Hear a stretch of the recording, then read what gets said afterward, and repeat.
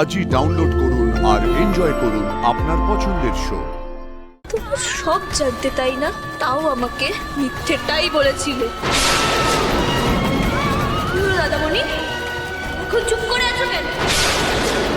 আপনারা বুঝছেন কি করে আপনাদের হারিয়ে যাওয়া মেয়ে আমাদের রিমলি? কি করে বলছেন? 12 বছর তো মেয়েকে দেখেননি, তাহলে একদিনে দেখে কি করে বুঝতে পারলেন ওই আপনাদের মেয়ে? কি হলো বলুন? ভেবেছিলাম একজন অসহায় বাবা মায়ের কষ্টটা আপনারা বুঝবেন, কিন্তু এরকম হতে পারে সেটাও আন্দাজ করেছিলাম, তাই তার ব্যবস্থাও আমি করে এসেছি। দেখুন, আমি কোর্টে চাকরি করি, আইন আমিও জানি। চন্দনপুর থানায় সব খবর দেওয়া আছে। ওনারা সরকারি হোমে খবর দিয়েছেন। আপনারা আসুন। অফিসার, আমার বিশ্বাস ওই মেয়েটি আমার হারিয়ে যাওয়া মেয়ে পিঙ্কি। হ্যাঁ, মানছি 12 বছর আগে ভুবনেশ্বরী মন্দির থেকে ওনাদের মেয়ে হারিয়ে গেছিল, কিন্তু সেই হারিয়ে যাওয়া মেয়ে যে আমাদের মেয়ে রিমলি, তার কি প্রমাণ আছে ওনাদের কাছে?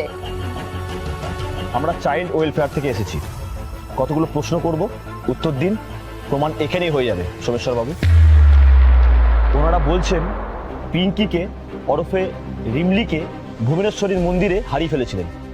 আপনি ওকে কোথায় পেয়েছেন? ভুবনেশ্বরীর মন্দিরের বাইরে পেয়েছিলাম। আমি শুনেছি তোমার মা নেই। মা ছাড়া সন্তানের কি কষ্ট তা তো তুমি জানো। না, জানি না, কিছু জানি না। রিমলি আমার বোন, আর আমার থেকে ওকে কেউ আলাদা করতে পারবে? কি প্রমাণ আছে যে ওনারাই বায়োলজিক্যাল প্যারেন্টস? ওনারা তো মিথ্যে কথা বলতে পারে। আমি মিথ্যে বলতে পারি, কিন্তু জন্মদাতা তো মিথ্যে বলবে না।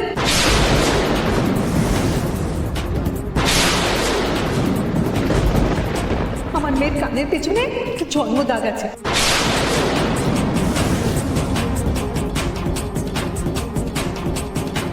যা বাইরে থেকে চোখে দেখা যায় না।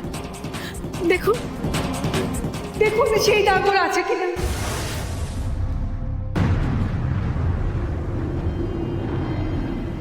উনি ঠিক বলেছেন, আছে জন্মদাগ।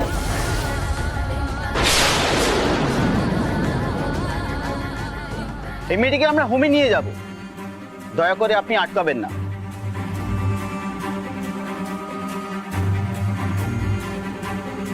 এটাই সত্যি যে তোমরা আমার কেউ নও।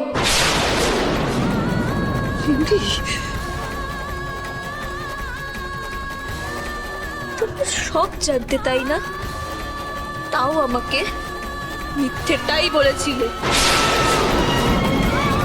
দাদামণি, এখন চুপ করে আছো কেন?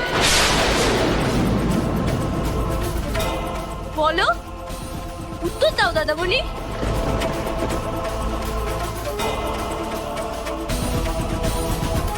উত্তর দাও।